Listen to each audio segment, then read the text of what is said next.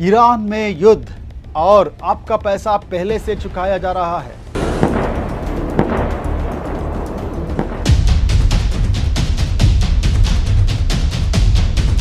मैं आपको 3 नंबर दिखाता हूं।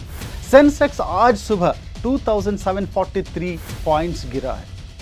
निफ्टी 24,700 के नीचे क्रैश।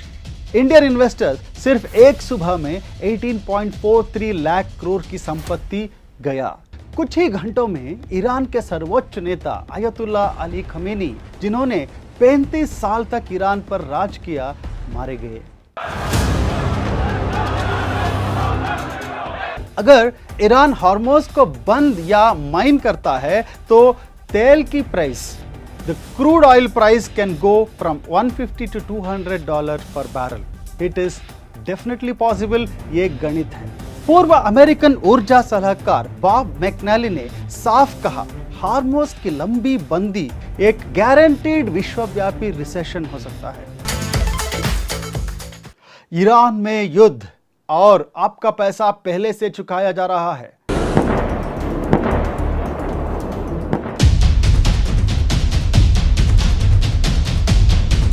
मैं आपको 3 नंबर दिखाता हूं। सेंसेक्स आज सुबह 2743 पॉइंट्स गिरा है।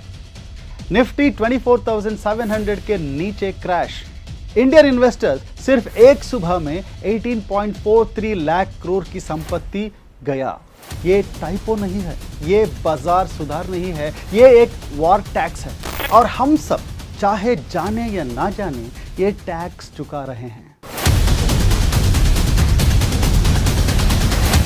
मैं हूं मोहन कृष्ण राव और आज हम समझेंगे ईरान युद्ध को। क्या हुआ, क्यों हुआ, इसका दुनिया की अर्थव्यवस्था पर क्या असर होगा और सबसे जरूरी बात यह है कि आपके पैसा का क्या होगा। अभी इसी वक्त शुरू करते हैं। 28 फरवरी 2026 की सुबह अमेरिका और इसराइल ने एक साथ ईरान पर हमला किया। इस ऑपरेशन के 2 नाम थे। इसराइल ने इसे रोरिंग लायन कहा, अमेरिका ने नाम दिया ऑपरेशन एपिक फ्यूरी। निशाने पर थे ईरान के परमाणु केंद्र, मिसाइल भंडार, सैन्य कमांड सेंटर, रक्षा मंत्रालय और खुद ईरानी नेतृत्व। कुछ ही घंटों में ईरान के सर्वोच्च नेता अयतुल्ला अली खमेनी, जिन्होंने 35 साल तक ईरान पर राज किया, मारे गए। शहदशाही गवाराय शहादत रा नूशिदन।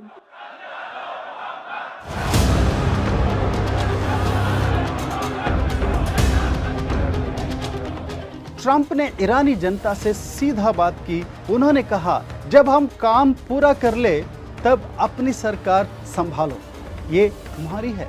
और फिर ईरान ने जवाब दिया, मिसाइल और ड्रोन सिर्फ इसराइल पर नहीं बल्कि हर उस खड़ी देश पर जहां अमेरिका सैन्य अड्डे हैं। बहरीन, कतार, कुवैत, सऊदी अरेबिया, यूएई, यहां तक कि दुबई का जबल अली पोर्ट भी निशाने पर आया। और इस सुबह दुनिया भर की बाजारों ने इसका सच अपनी स्क्रीन पर देखा। यह युद्ध 28 फरवरी को नहीं शुरू हुआ, ये 1979 में शुरू हुआ था, जब ईरानी छात्रों ने तेहरान में अमेरिकन दूतावास पर कब्जा कर 52 अमेरिकन को 444 दिन तक बंद रखा। वो जख्म अमेरिका कभी नहीं भूला। अगले 4 दशकों तक अमेरिका और ईरान एक कोल्ड वॉर लड़ते रहे। सैंक्शंस, साइबर हमलों और पूरे मिडिल ईस्ट में प्रॉक्सी वॉर लड़ाई के जरिए 2015 में ओबामा प्रशासन ने JCPOA समझौता किया। ईरान परमाणु कार्यक्रम को सीमित करेगा, बदले में प्रतिबंध यानी सैंक्शंस हटेंगे। ये टूटा फूटा था लेकिन काम कर रहा था। 2018 में ट्रंप ने इसे पूरा फाड़ दिया। फिर आया 7 अक्टूबर 2023, हमास का हमला, गाजा में युद्ध। जून 2025 में अमेरिका और इसराइल ने ईरान के परमाणु ठिकानों पर 12 दिन का हमला किया। ट्रंप ने जीत का ऐलान किया लेकिन जीत अधूरी थी। 27 फरवरी 2026 को IAEA ने रिपोर्ट दी कि ईरान ने एक भूमिगत ठिकाने में अत्यधिक समृद्ध यूरेनियम यानी एनरिच्ड यूरेनियम छुपाया था। 2 दिन बाद अमेरिका ने हमला कर दिया। बातचीत चल रही थी, फिर भी हमला किया।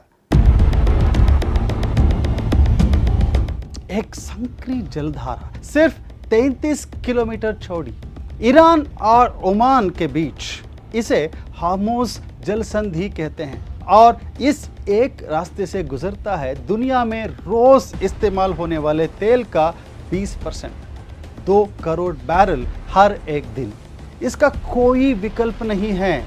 आज सुबह क्रूड ऑयल क्रॉस्ड $82 पर बैरल और सोना गोल्ड $5,300 पर आउंस और सिल्वर $94.5 पर आउंस। और दलाल स्ट्रीट धड़म। सेंसेक्स 2,743 पॉइंट्स गिरकर 78,543 पर, निफ्टी 533 पॉइंट्स गिरकर 24,645 पर, मिड कैप और स्मॉल कैप 6% तक छूटे। इन्वेस्टर्स ने एक ही सुबह में 18.43 लाख करोड़ गंवाए। और आगे क्या हो सकता है? 2 संभावनाएं, छोटा युद्ध या लंबा युद्ध। जून 2025 में भी ऐसा ही हुआ था। हमला हुआ, बाजार गिरे और 2 हफ्तों में उभर गए क्योंकि हार्मोज बंद नहीं हुई। अगर अब की बार भी यही होता है, क्रूड ऑयल $80 पर फिक्स होता है, बाजार 3-4 हफ्तों में ही सामान्य होता है। अगर ईरान हार्मोज को बंद या माइन करता है तो तेल की price, the crude oil price can go from $150 to $200 पर barrel. It is definitely possible. ये गणित है। पूर्व अमेरिकन ऊर्जा सलाहकार बॉब मैकनेली ने साफ कहा, हार्मोज की लंबी बंदी एक गारंटीड विश्वव्यापी रिसेशन हो सकता है।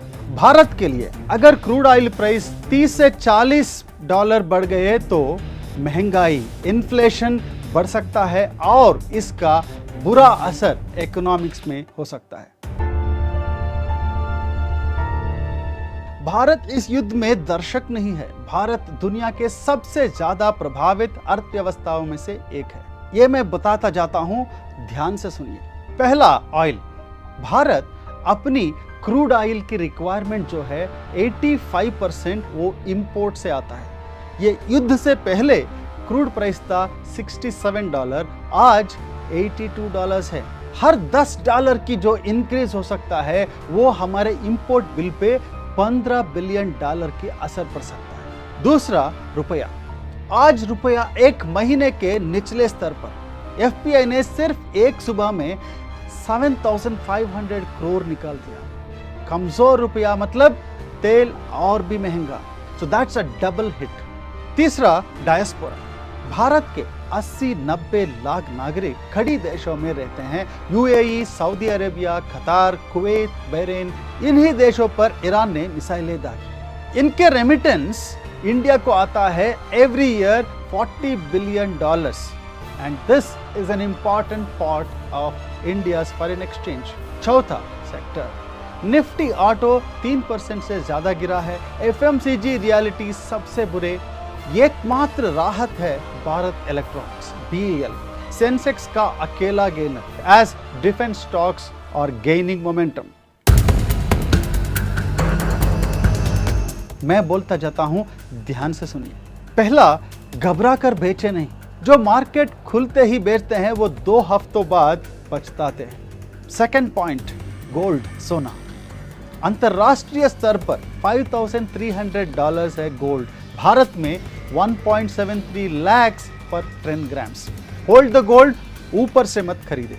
नंबर 3, चांदी, सिल्वर, $94.5। सोने से ज्यादा उतर चढ़ाव इसमें है, सोच समझकर निवेश करें। Number 4, defence stocks, BEL, HAL, BDL, सकारात्मक दृष्टिकोण। नंबर 5, इंडियन IT, डॉलर कमाने वाली कंपनियां, रुपये की कमजोरी में फायदा।